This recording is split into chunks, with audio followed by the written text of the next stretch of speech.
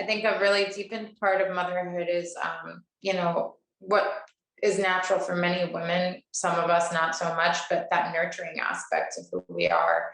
And as to just everything you were saying before about like women's rights and having the ability to choose and all of that, it brings me back to what I was saying at the top of our conversation with like, we just need to be able to put ourselves in another woman's shoes. And it goes so far beyond that when you're talking about this specifically, because it's like, how many more thousands of women need to actually be in positions of power to make things right, who are all of the same belief. Maybe not every woman feels that way or believes that. I'm sure not every woman feels that way or believes that. But again, like just being able to support one another from any gender standpoint, from any nationality, background, societal circumstance, whatever it may be, just being able to be humble enough to say, okay, her life is not mine. Let me put myself here for 2 seconds and like try to understand, like that's really what creates the strength in community. And if we don't have that, then what do we have? Like, really, if you think about it, if we don't have that and we can't lean on one another during these crazy difficult times, as you're explaining, like all these stories that we've just walked through in our lives, if you think about those moments and you think about what it feels like to not have someone to turn to during times like that, like how soul crushing, how crushing is that? And how do we change that? I think that's a big question today and has been for a very long time.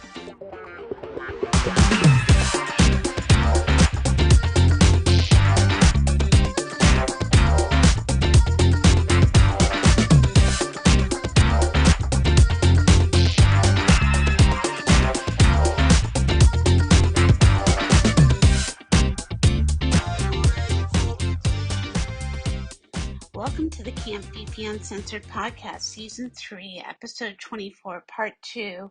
As I continue my conversation with my producers, as we continue to talk about being in alignment authentically and being positive as women collectively, and how we can really make and change things for the better by being in alignment and choosing to be a positive resource for one another. I look forward to you continuing to listen to our conversation. So grab that coffee and grab that cannoli, because here we go. Going back to your mother's, groups of asking questions and having empathy, if I told you how many women said to me, well, you're not a mother, what could you possibly know about being a mother? Are you fucking kidding me right now? I probably wipe more noses and more asses than you could even imagine before you spread your legs. Yeah, I think a really deepened part of motherhood is, what is natural for many women, some of us not so much, but that nurturing aspect of who we are.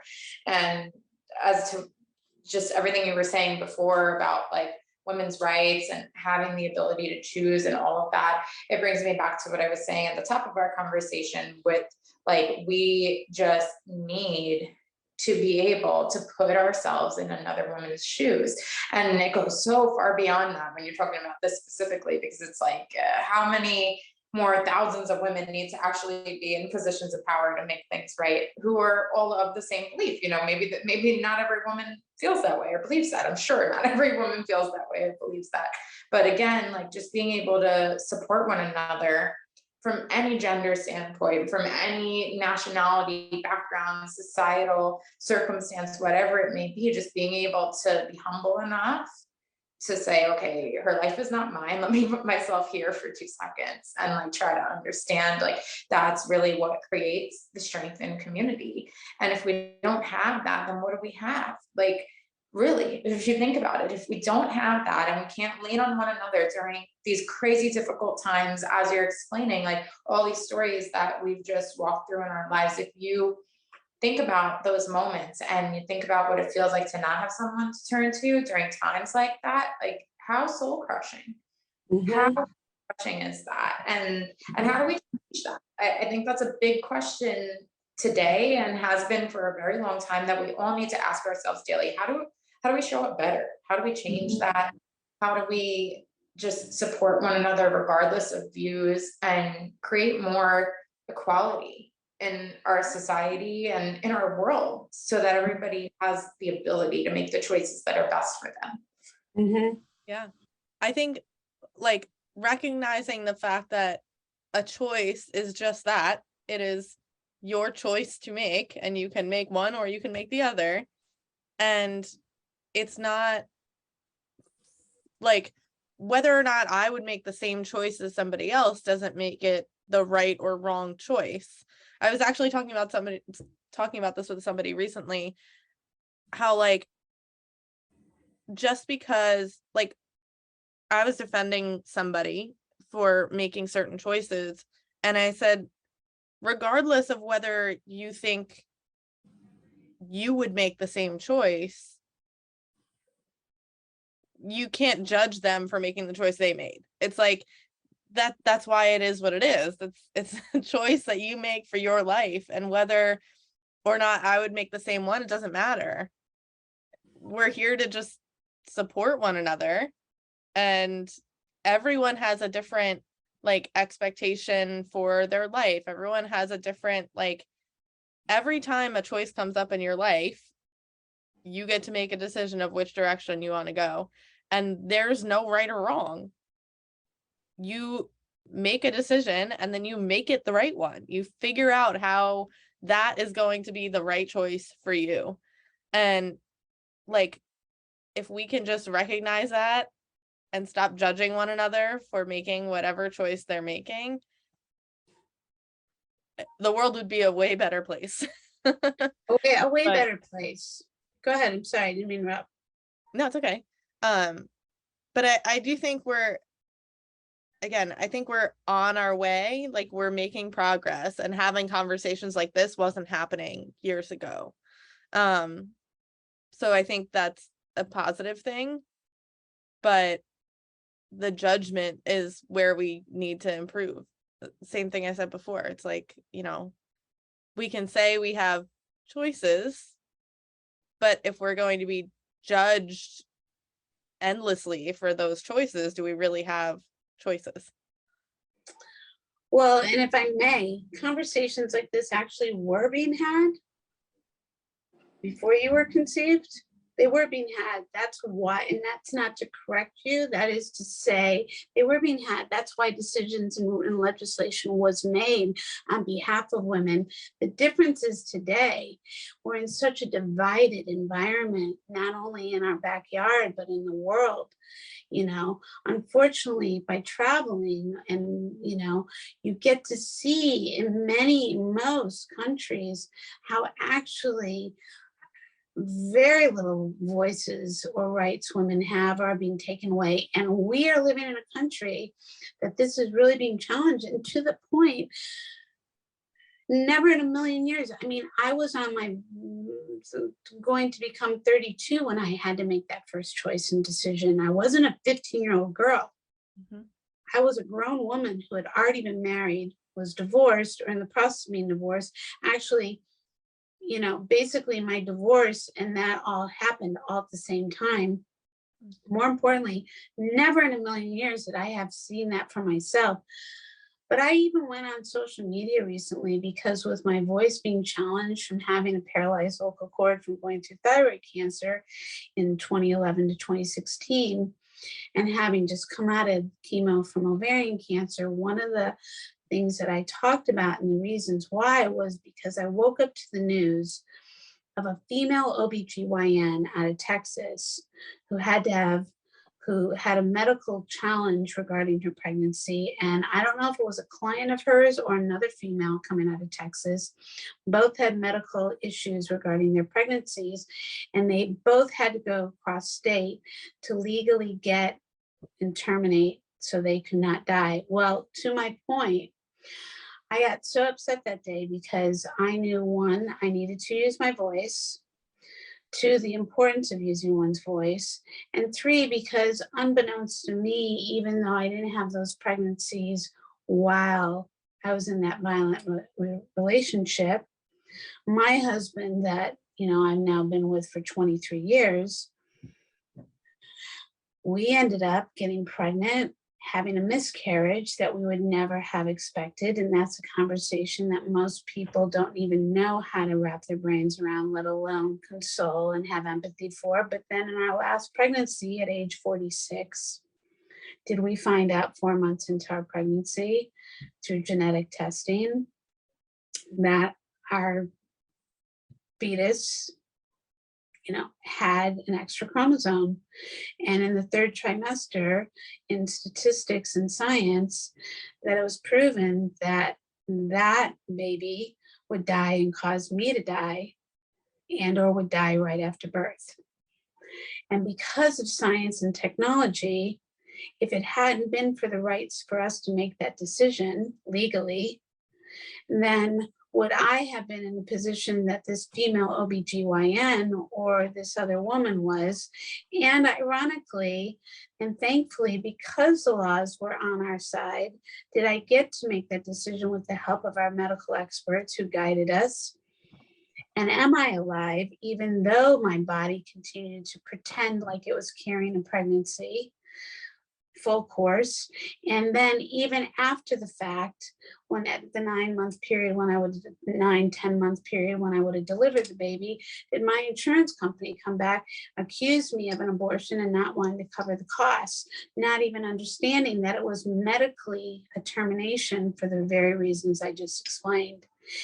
And the emotions that came up from that, with a board of anonymous human beings making a decision over my life, when we wanted that pregnancy, we wanted that baby. We were adults in a relationship, and whether we were in a relationship or I was single or whatever, it was a choice we had to make to keep me alive.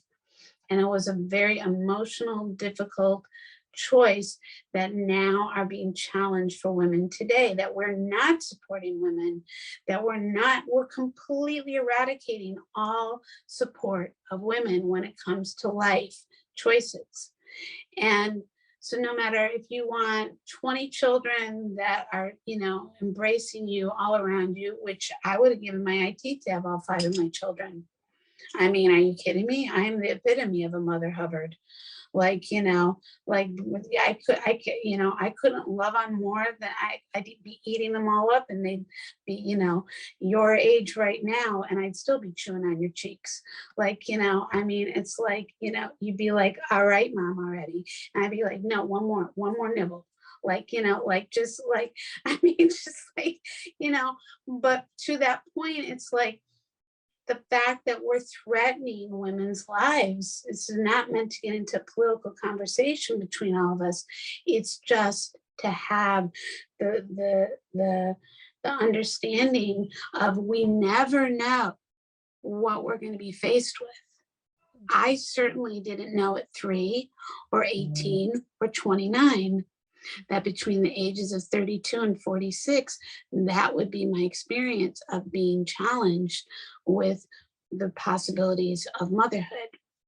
So it's interesting because this goes back to all the things we want to talk about: the power of using one's voice, women supporting women, health, wellness, and motherhood. And then, like I said, marriage, dreams, friendships, shifting of visions, doing business with one another and how we support one another.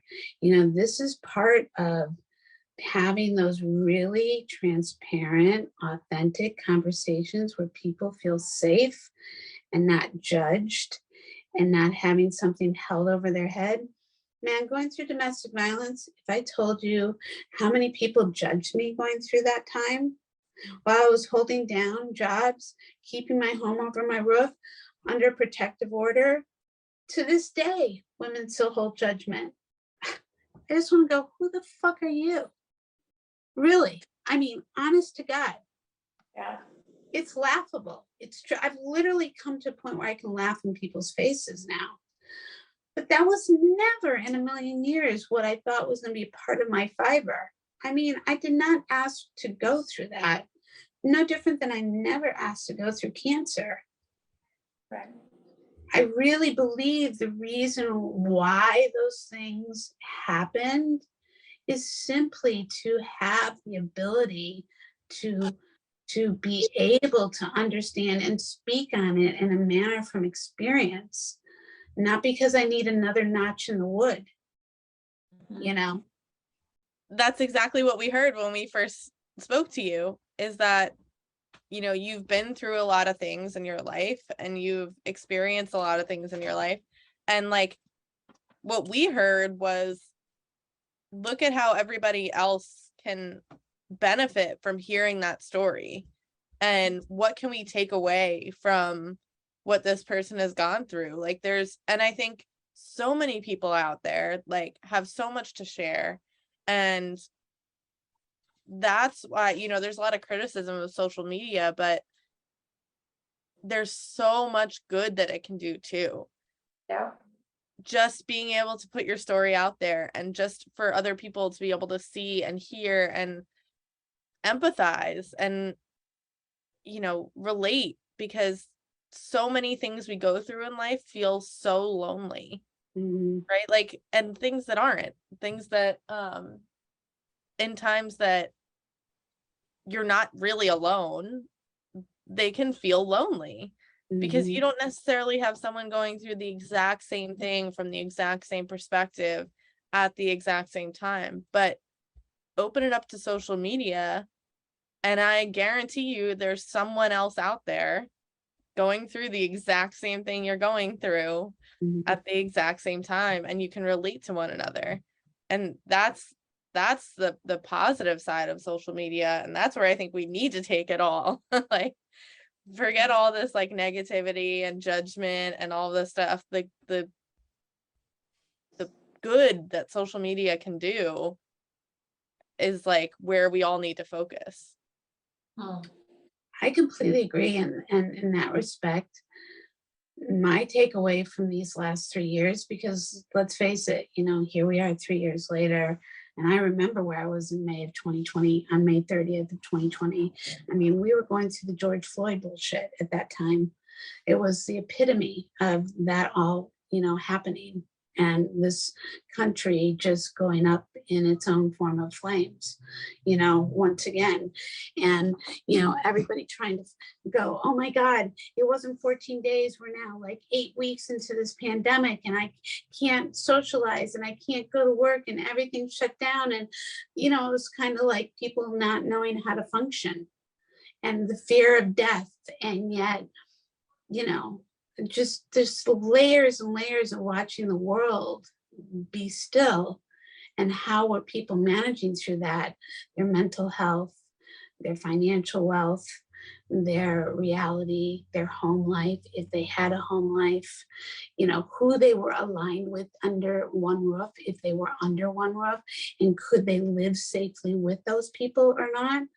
Did abuse rise during that time? Did addiction rise during that time? Were people finding themselves and writing their, you know, their novel, or were they falling off a cliff? And it was interesting that we all through that, the power of social media, the power of doing things messy and expanding. I mean, my God, in my industry, if I was doing social media, then I wasn't paying attention to my lead actor. You know, I couldn't be in my face. It's not that people's faces aren't in a phone on a film set. Don't get me wrong. They have been since the iPhone and the smartphone came out. They have been. But if you're really a filmmaker, this is just going to sound kind of like, you know, slightly judgy, but if you're paying attention to what you really are there to do, your face isn't in the phone for the wrong reasons. It's, you know, because you're either watching a scene on your own monitor, on your own phone, or you're answering an email from a producer or whatever. But technically, you know, I did not go down this rabbit hole until the pandemic, and then made a choice because at this very same time, I was going to start launching my athleisure brand that I've been aligned with for the last 3 years, which is why I got on social media, which is why I started making myself vulnerable, which is why I started exploring, and which is how we all ended up meeting by, I think it was like, it had to have been, well, if it was May 2020, May 2021, So it had to have been like a year and a half into the pandemic before we met, basically. So I had definitely at that point done a lot of, you know, doing it messy. And in the last year and a half since, have, because of doing it messy and expanding, seen the power of how social media can powerfully connect. I mean, some of my closest relationships currently in my life, strangely, came out of social media. Isn't that so interesting? Like, not, I don't want, if you have more to your thought, please. Yeah, no, please. Okay, so like this, all from the beginning of that little riff there, this has been in my mind. I had this interaction early on in the maybe not so early on, maybe like 6 months into the pandemic, where somebody was like on this rant. I can't remember for the life of me who it was, but they were like ranting to me about like, you know, the closeness of being stuck in the house with your family and your loved ones, and complaints about how we were never meant to be together this much time. And I just found that so like counterintuitive, like backwards from anything that made sense. And then I thought to myself, well, yeah, that's like what society has taught us. Society has taught us to, you know, shape these lives, to work toward these goals of buying a house that we barely ever live in because we're always at work and we're never there together, barely creating moments, except for maybe on the weekends, if you're lucky, in between, you know, practices and events and all the different things, for moments of time that are so slim, not together always.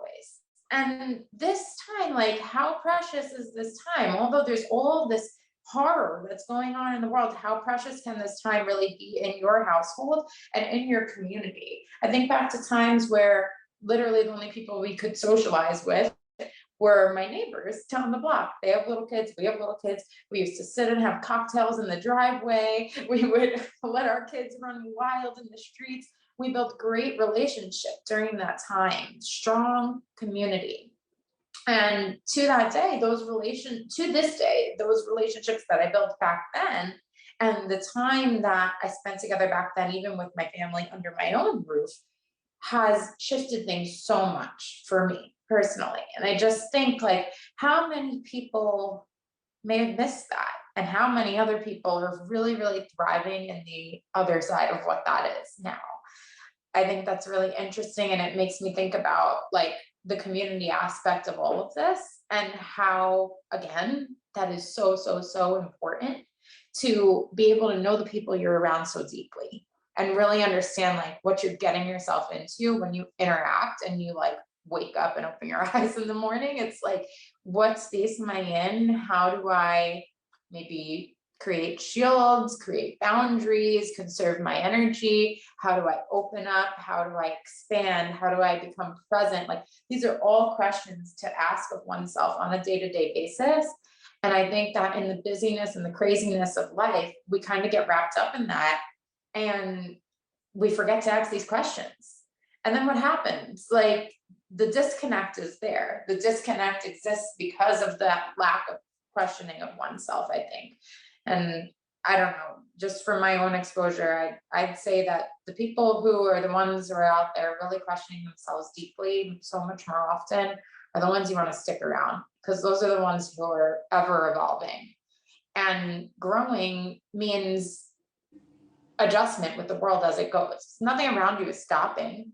Like, we're here, and there's just like, think about what's going on literally in the universe, all of these things physically around us, and how we're such a small little piece of it. If you can't be connected and in good spirits and in good energy and just your little piece, then like, what are you really giving to this space, to any space that you show up in? What is it then? I'm genuinely asking that question, not to be like condescending. I just want to know, like, what else even is there?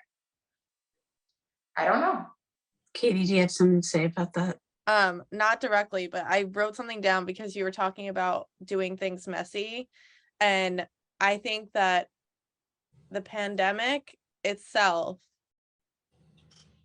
while being such a devastating time for so many people, and not taking away from that at all, it did force everyone in pretty much the world to do things messy, because nobody knew what the right thing to do was, right? Like, we were all just making the best decisions we could with the information we had at the time, whether it was related to the pandemic or, you know, adjacent to it, right? Like, we were making the best decisions we could about our careers at the time, because, you know, industries were shut down and things. Like, I remember the day that we shut down, that like the mandates came down in New York that you couldn't be in the workplace.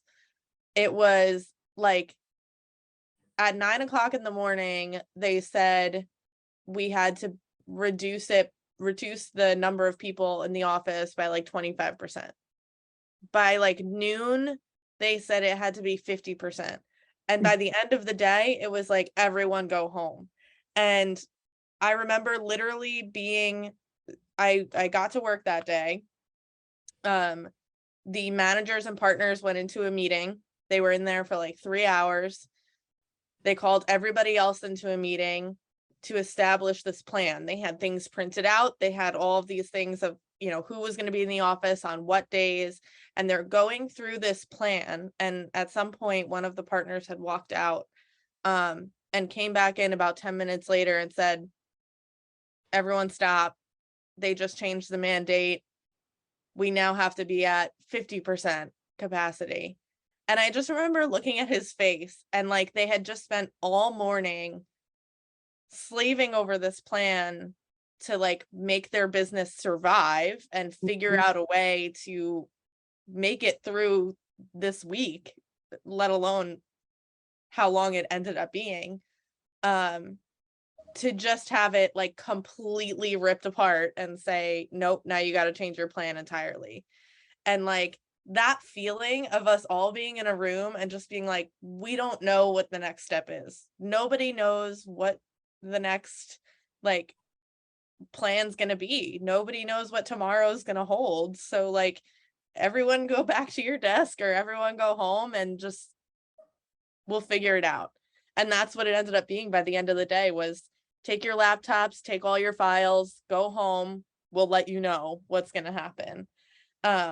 And that's just like the day of example of what the pandemic did for, I mean, things are still happening, but for like years.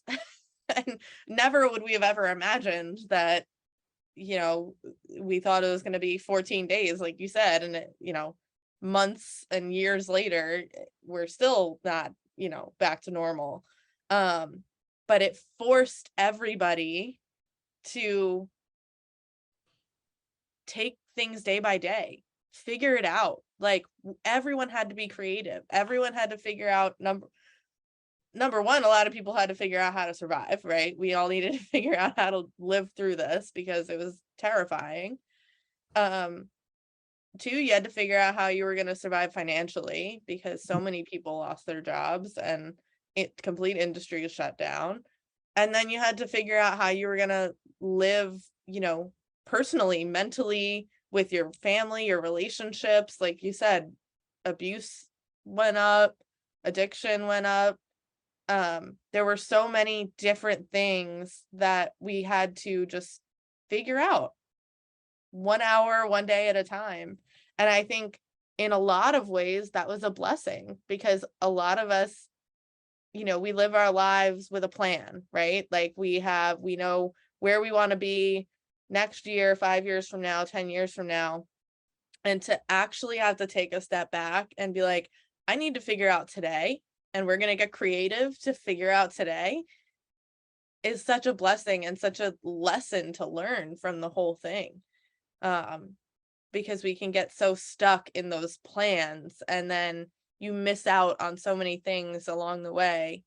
And I think that the pandemic, for all, you know, the negative that was happening through the whole thing, there was a lot of positive too. think it's so interesting what you both have said, because you talk about the plan, Katie, and you talked, Melissa, about the openness and expansion and the disconnect. And it's interesting because I was just having this conversation today with a friend who's also in my industry, and she said, I thought when the pandemic occurred and everything got shut down, that when people came back to the industry, i.e. the entertainment industry, that there would be so much more compassion and there'd be so much more forgive and so much more raising each other up. And instead, it became so much more secretive, cloaked, very close to the chest, very much like a very opposite of what was hopeful for. And it's interesting because I remember those 14 days. I mean, I remember I had just wrapped a series. We had just lost my mom 2 weeks before the country shut down, not due to COVID, but due to her fifth stroke. And then about a week later, we wrapped the series that I was doing with this lead actor. And within, I think it was 9 days of the country shutting down, but my husband and I knew, and we knew that, this was going to happen. I mean, I remember saying to my then lead actor, I think it was, I don't remember if it was January or February, but, where things had they had gone from China to Europe. Mm-hmm. And that person, the actor I was working with at the time, was supposed to go to Europe to do a show. And I remember saying to them that morning, did you hear the news? And he was like, what news? And I said, did you hear how COVID has transferred from, China to, I think they said landed in Spain. And that's where they were supposed to be going to film. And he said, I did. And then that's when they brought in their assistant, called in their assistant into the trailer to see, what was, I need to talk to these executives and because we need to make a plan. And when that assistant walked in, they were as if they don't even listen to the news. They had no idea any of this was happening. And to their defense, they were not alone. There were many people who were completely clueless of world news or anything that's happening, why people were getting so vilely ill, that who probably had the shit before people even really realized, or, why they couldn't shake really terrible respiratory issues, that may not have been the contagion that turned into what it turned into, but nonetheless. But ironically, because of why, whether it's my science experience or my intuitive self or whatever the case may be, that I remember when they said 14 days and I went, oh, hell no, this is going to be at least 2 years. And I knew that I could not say that out loud because people would have lost their fucking minds. But I was like, this is not going to be 14 days, people. This is a world global issue that we are not prepared for. No matter what we've experienced up till now, this is going to be something that none of us are prepared for. And I remember all crazy things starting about within that 30 days, it was the month of April. So I think it was the month of it. No, it ended up being the beginning of May that I started a meditation group, offering people a 30-day meditation group to help them mentally, giving them daily lessons for them to work through. So by the time end of May came through, that they had some sort of a ring buoy to kind of gravitate towards. But in addition to that, I remember, so Randy and I never get to have dinner together. We're working 15, 18-hour days. We can't make plans. When I tell people I'm unable to make a plan to go to a wedding or go to a shower or go for breakfast or meet my family, it's a real statement. Up till now, Randy and I had more meals together collectively during that period, that first, I don't know, however many months than we ever had in all the time we were together. And that was a gift for us. And we were just recently in our backyard. And I remember saying, do you remember when, like during that May to that through that summer, when we were sitting in the backyard and like we would be staring in the backyard trying to imagine what, like how we wanted to design our backyard, because it was pretty rough back there. It was rough because like the grass had a difficult time growing. And when we first had bought the house, the neighbor behind us asked us to turn off the sprinkler system because they're painting their house and they didn't want our sprinkler system hitting their house, even though there was a fence and all the things. So we said, be nice neighbors. Yes, of course. Man, our grass never grew after that. And then there was like the gophers, and it was this, and then it was the rains, and it was this. And, you know, so basically we were staring at weeds and dirt. And, you know, I would try to feng shui the backyard with moving furniture back and forth and all, just to try to make it a pleasant kind of backyard, because that was our sanctuary. That was our saving grace. And, you know, it's interesting how it's evolved. I mean, ironically, we hired designers to come up with concepts. So when we could redesign our yard, how we would manifest it into reality.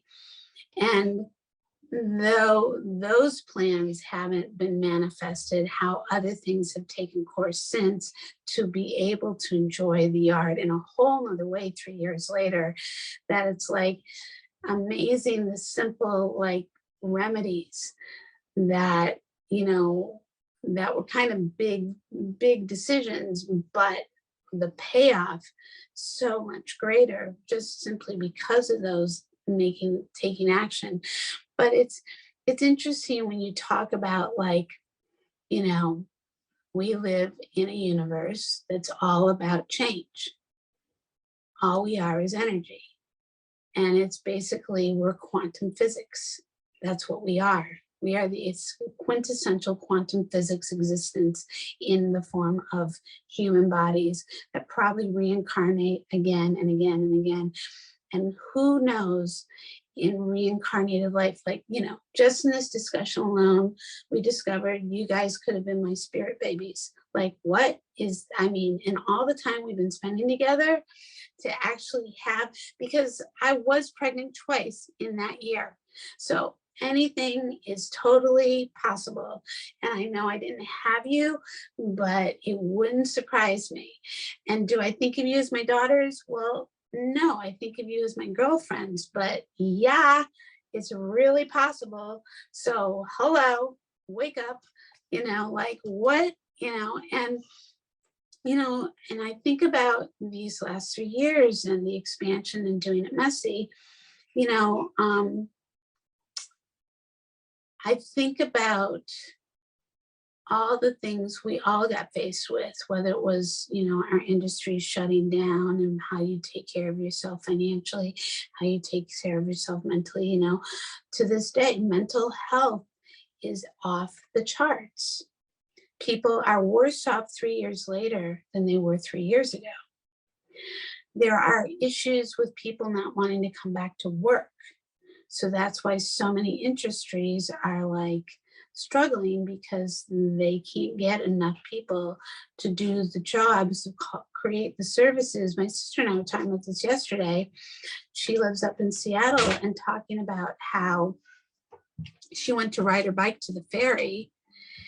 And though she looked at the schedule multiple times, when she finally arrived there, or when she arrived there to be on time for to take the ferry didn't take off. Oh my God, excuse me for the podcast. The babies have just been fed and now we're protecting our food. So needless to say, it's classic.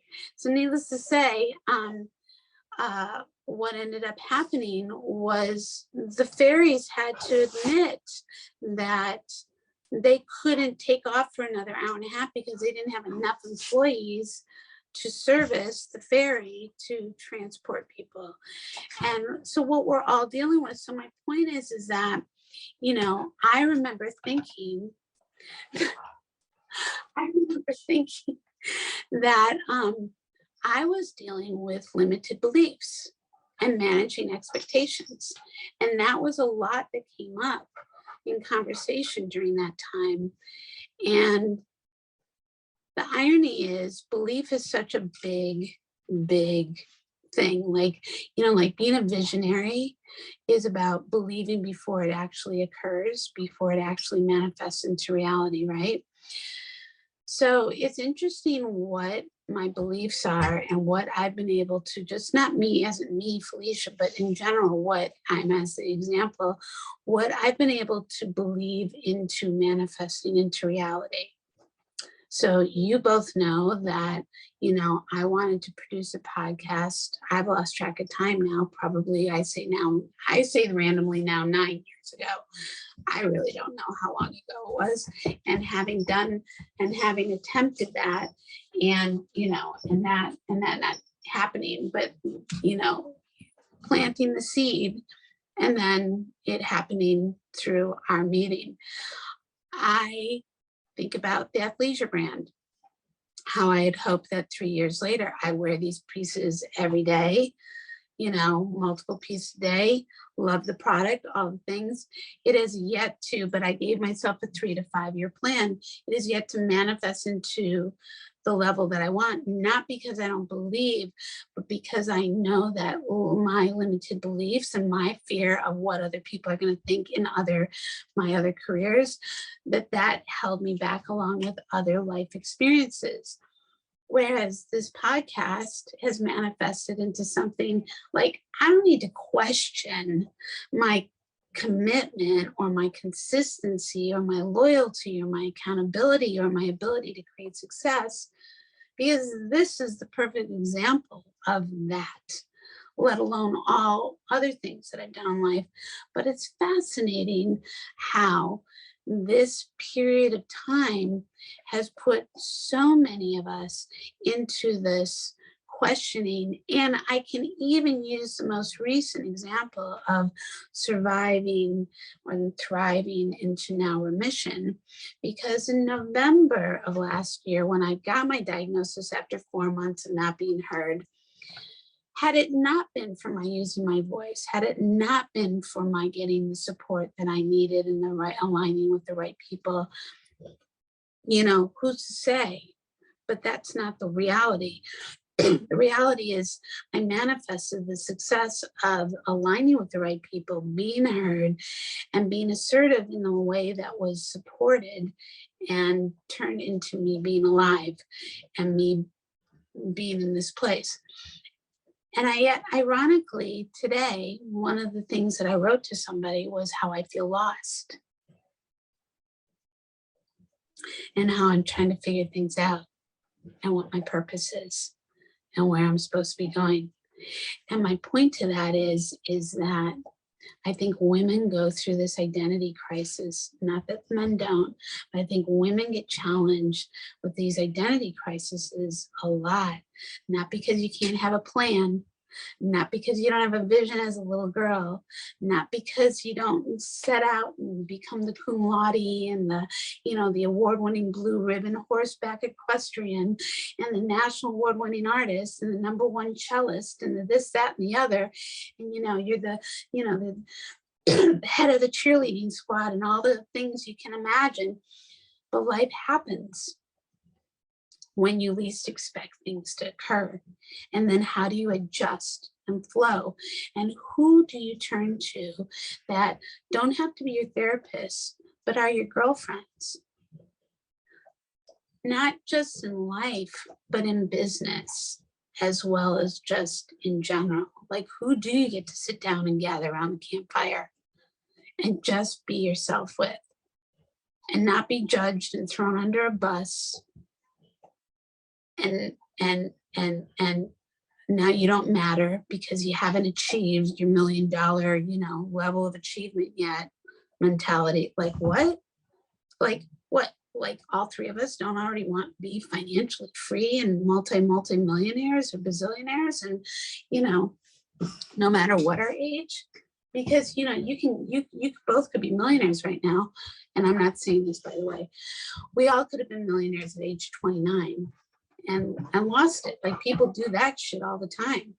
They get it, they lose it, they get it, they lose it, or they build and lose sense of reality. Like whatever the life lessons or experiences are, there's a myriad of them, right? And it's just a matter of like, how do you just stay present to just what is in the moment, like you were saying, Melissa and Katie, and just like, and deal with those things versus like, versus like, how do I rule the world? Because in every different way, we all want to be at the top of our game or the best of the best, and be accomplished, whether it's and being a mother and a successful mother, or successful in our partnerships, or successful in home ownership and real estate empires, or multiple business corporations, or or whatever. And that's all great. I believe at the end of the day, what are you going to be remembered for? How people are left feeling by your presence and your engagement, and how you heard them and saw them, as well as how you were heard and seen, and your contribution in the most human, heartfelt sort of way. And I don't care how successful you are in life, if you don't have a way of really authentically showing up and being compassionate to others and leading by example, then to me, that's not very, I don't care how much money you have in the bank. For me, it sounds judgy, but it's not meant to. It's meant to really be a life lesson that no amount of money buys you happiness, can buy you freedom and choice, but it doesn't buy you happiness. It doesn't buy you being a good human being. It doesn't buy you you can literally leave people with a bad taste in your mouth. So there's just, I think that, going back to like how this pandemic brought people together, and how social media can have a positive, we all three see how people are doing their businesses on social media, from coaches to trainers to selling brands to, everything under the sun. But how are you creating, as they say, how do you create like, trust and respect in a way that like sets you apart? And that for me is my ultimate goal, to be this person, this woman who is true to myself to the core, which is why I believe that we all have successfully been brought together, besides the fact now that we decided that you're my spirit babies. and that, because we've all three said this in past meetings, like the fact that, yeah, we met, you two were already like joined at the hip. And being a threesome is not always easy, especially whether it's with women or men, but women, ironically. And be able to grow and support and expand and continue to ask questions. And sometimes related to building this, great platform. And others, it's about like the life sculpture of questions that we all have, that we put on the table and we have conversations about.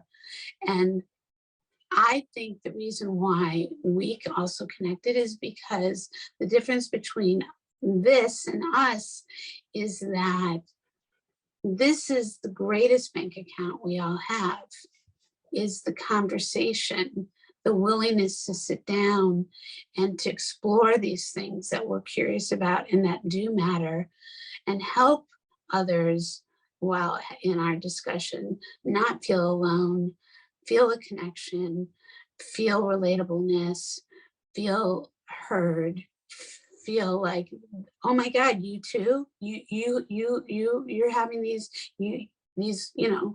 you're having these discussions as well. Or I want to have those discussions. I want to have those connections. If people are out there, the people out there listening, hopefully have that sort of like, that's what excites them from just hearing our exchange.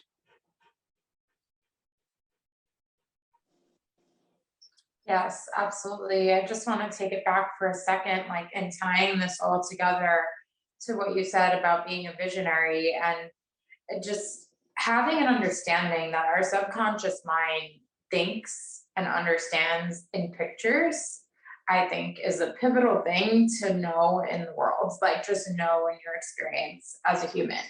And when you can understand like the science behind that and what that truly means to your lack of or your ability to use your imagination around your own life, that's pivotal for me. I think that everybody has their vision ingrained in their being somewhere. And it's just kind of a matter of like excavating and pulling it out and pulling away all the shit that is placed on us in the world. And how do you do that? How do you bring yourself back to presence? How do you bring yourself into the future of the vision? How do you think really big picture, very vivid view, and then dial it back and reverse engineer it step by step? So your day by day, your presence in every single moment, your values, your morals, your activities are all aligned with that bigger, vivid vision, and you can get it. What picture does it take today to achieve, to create, to be able to add that to the book, to the bigger picture down the road? And I think, life moves in chapters, and this applies to all. It doesn't matter what chapter you're in. It doesn't matter what was in the past. What matters is where you are today and how you move forward in your book of life from here to create that vision for yourself, because you deserve it.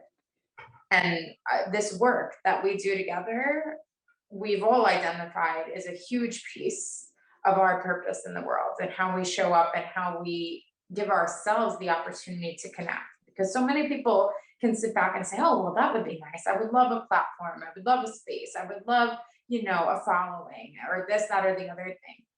But where do you begin? Mm-hmm.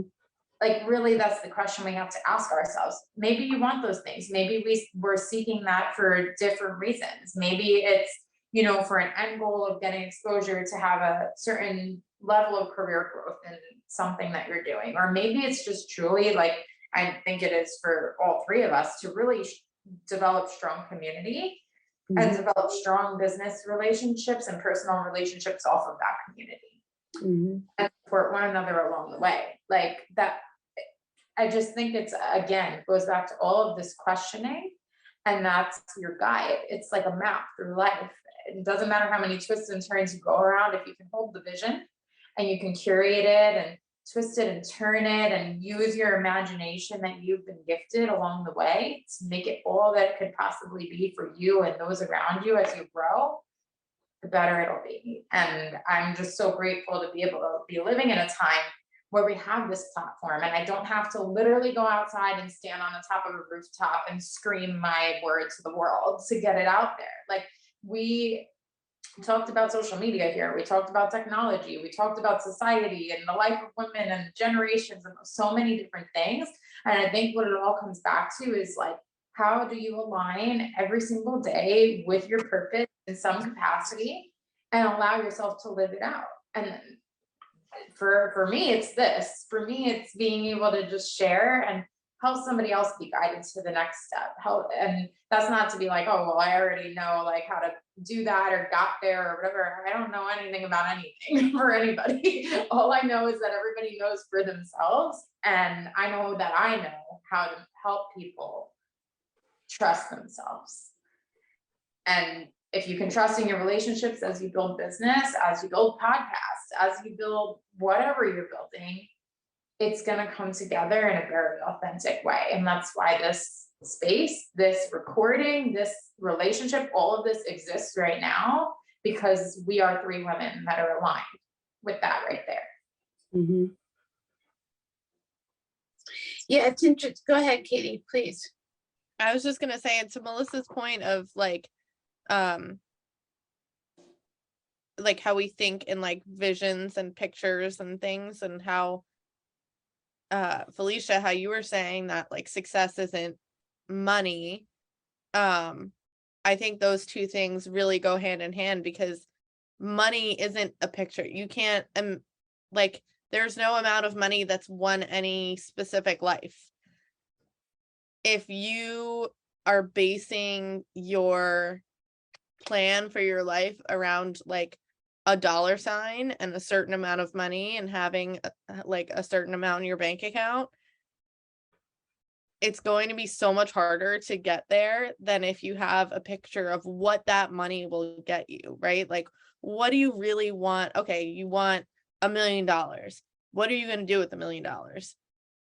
And if you can imagine what you're going to do with $1 million, then you can come back from there much more easily than you can come back from, okay, how do I make $1 million?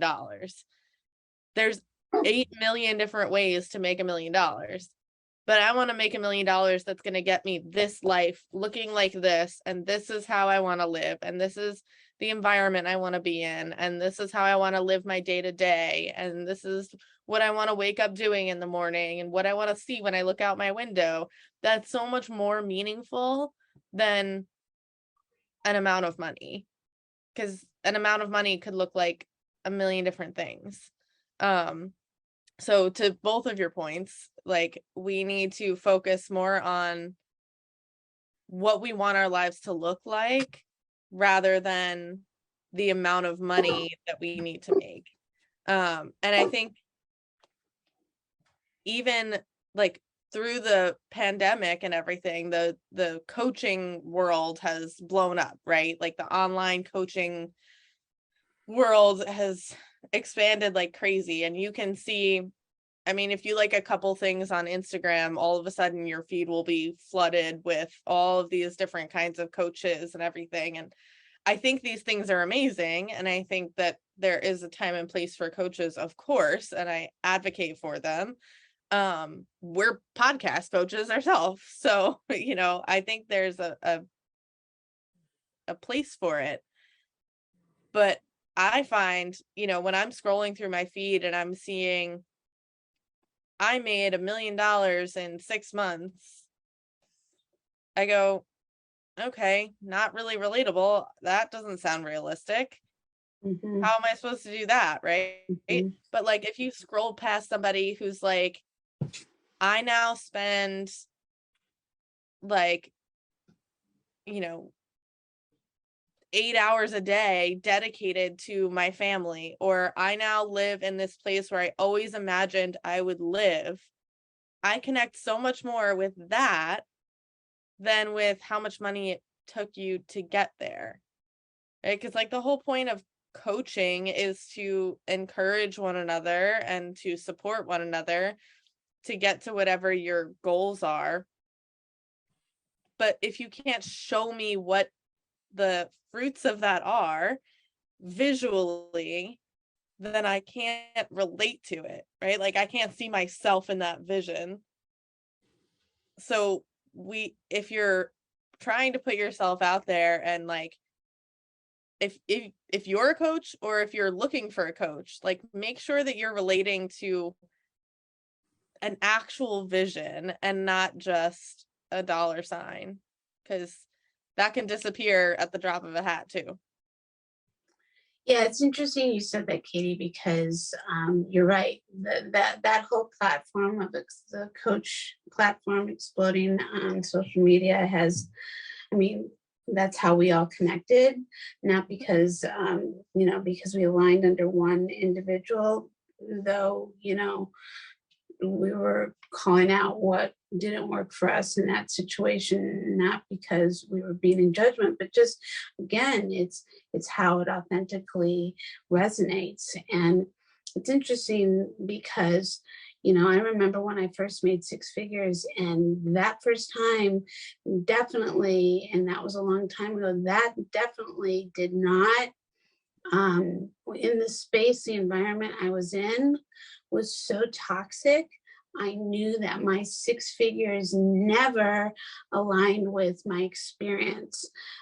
Even though I was, you know, being a creative, though I was a filmmaker, though I was, you know, in the Hollywood industry, it was the people I was surrounded by that I could not get away from fast enough. So I knew, and I learned at a very young age, that that did not buy me my happiness, because I was so uncomfortable in the space, because I wasn't with people that I liked and trusted. And, you know, they were putting cement blocks around my feet and, you know, wanting to knock me off a deck or a dock. It was just like, oh my God, get me away from, you know, and again, I couldn't imagine that. But getting back to, ironically, the whys or the questions, what came up for me when you're both talking was thinking about children when they're always asking, but why mommy, but why mommy, but why mommy, but why mommy, but why mommy? And we get so like, oh my God, stop with the whys. But the irony is they, you know, we're molding ourselves, these interested, curious little babies, into the entities that we hope will go out into the world and make a difference and be of purpose and be of success and be of inspiration and lead in a way and be able to be self-sufficient, whatever that means, whether it's living off the land or building, you know, a skyscraper, or teaching the world, you know, being the next Mandelas or Gandhis or whatever, but leaving, you know, leading and leaving, you know, glimpses of why they were put into this planet to do better. The irony is, we've come through these worlds, probably starting with the Oprah movement, where it's like all about the vision boards and blah, blah, blah, blah.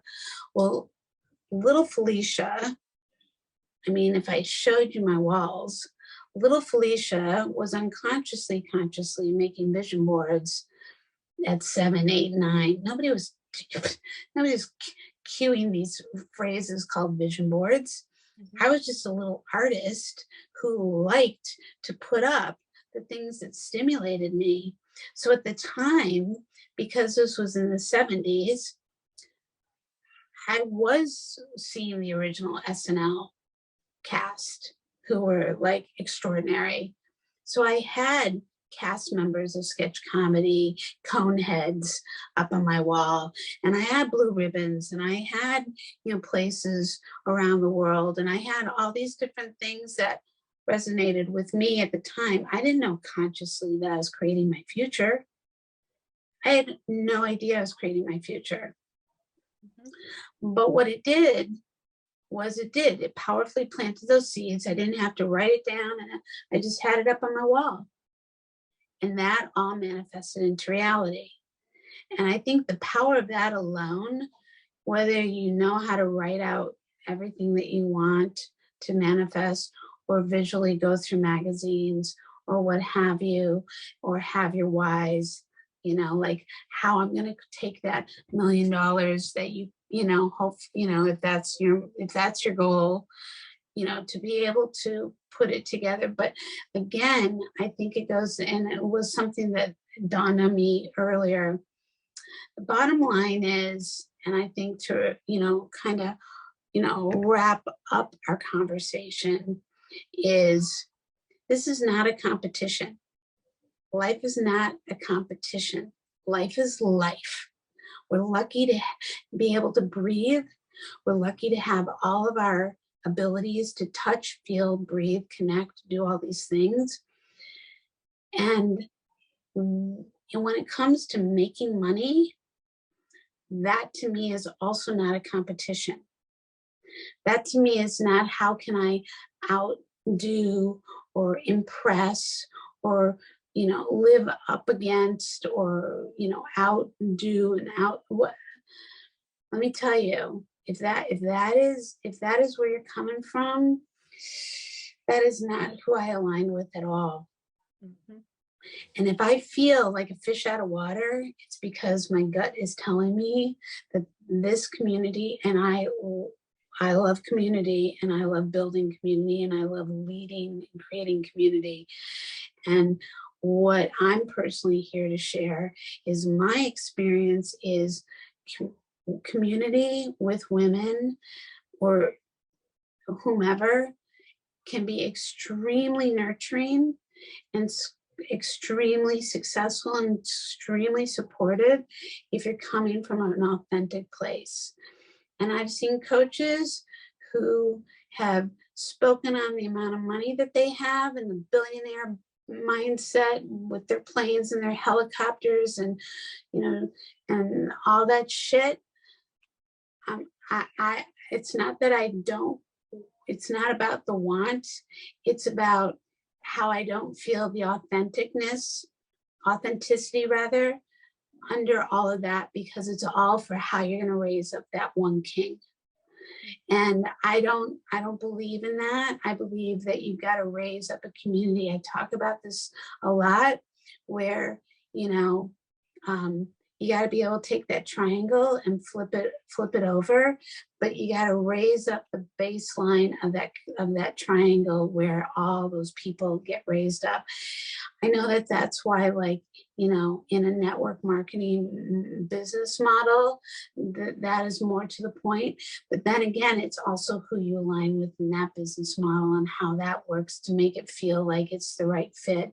Because we all come into those business models hypothetically on our own, but you also got to remember who you're surrounded by and how that resonates with you to your core. And I think in life, people are always coming and going in one's life. And as women, we have to, you know, I just believe that there are, you know, there are really great women out there, and then there are women who are out for themselves. And I personally want to impress upon women that, you know, there's enough space for all of us, and you can't be trying to compete with one another. That's not going to serve. It's not who we're built to be. It's one thing if you're running a race in the Olympics. I understand. Yeah, I understand that I get. But when it comes to life and nurturing and supporting and raising each other up and all winning, that's a bigger mindset game. And that has got to come from a really healthy place, no matter what the business model looks like. You got to have healthy people leading, and you got to be, you know, you got to kind of like pull back the curtain and see where these people come from without being judgmental and go, do they come from a solid family background? Do they really know how a healthy relationship is? Because if they do, then they probably, even if they come from dysfunction, end up understanding how to lead with compassion, empathy, and solving bigger problems, and not acting like the mean girl. There's a Taylor Swift lyric. We just went to the Taylor Swift concert, so it's coming to mind. But she says, we all Taylor Swift. She says, we all know now we all got crowns. And like that to me is the epitome of like women supporting women. Like, let's just get on board with the fact that we're all amazing. Like, we all just need to like help each other up. We're not competing against one another. It doesn't have to be a competition, like you said. It's like, let's just realize that we're all different and amazing in our own way, and let's just help each other out. Like, what are we doing? Well, and the reason why we call this podcast the Fifi Uncensored podcast is so we could talk about all the things. But when I was a camp counselor, which is where I learned to be a mother, unbeknownst to me, was I didn't care what the little girl or middle school girl or whomever I had in my cabin and how very different each and every individual was. I was going to inclusively raise them as a family unit where everybody felt that they were included, that they were seen, that they were heard, whether it resonated with me or not, because I remembered as a little girl what that felt like, to either feel like I was a part of things or felt excluded. And there's nothing worse than not feeling like you are a part of something. Mm-hmm. And finding your own strength and your voice in that journey through that, being given that space to do that. And I think that's the ultimate thing that we have the power to do. And it is a very powerful tool. And that to me leaves a lingering effect of, you know, why this all works. Because I think that that to me is like what matters. Mm-hmm. Yeah, absolutely. I think that, you know, just having that common understanding of like, we're here in this together. I heard someone say something like this. I don't remember who that was either. I'm having trouble recalling a little bit today with stuff like that. But that, like, we're all so interconnected. You hear that so often, but this guy said it in such an eloquent way, stating how, like, we're all just similar to what you said earlier, little particles. And we're all part, he said, we're all part of the same house. So when you get your house in order, you're getting it in order for everybody. You're supporting one another, something along these lines. And I just thought that was so moving and beautiful. And I think it just relates back to everything we talked about here today. When we can support one another just blindly for no reason whatsoever, you're not just helping one another, you're helping yourself, you're helping the collective, you're helping overall. So just show up and be a good person and align with the right communities and the right corners of the world all over the place as often as you possibly can, and be authentic. And I think good things will come. So as long as we can keep doing this, like, I will, you know, as long as I possibly can, I will. And I think that, you know, it really says something to be able to stand up for the things you believe in a very vocal and vulnerable way. And to me, that's what podcasting is. Like, it's the perfect opportunity to just shine your light in that way and let others know that it's needed to do that as well. So thank you for just making this happen today, and both of you for taking the time to just show up here. I think that anytime we have these conversations, it's just a great time, and it feels good and it feels real and wholesome, and I'm grateful for it. Yeah, no, thank you both for taking the time, because we're on a 3-hour different time zone situation, and I know it's late and you're both tired mamas, and it means a lot to me that we get to sit down anytime that we get to sit down, because we do always have really rich, very layered onion conversations that are not linear. They're like, no, we've got to talk about this, and then that leads to that. And it's, I think the way, you know, I think we're showing people how conversations really are valuable. Right. And create the support and the connection that matters. Right. Agreed. I think the best conversations are sometimes the ones that you don't remember how you got from one thing to the next. Us three. That's the perfect wrap up. I hope you enjoyed that conversation as much as we did. Sitting down with Katie and Melissa is such an ease.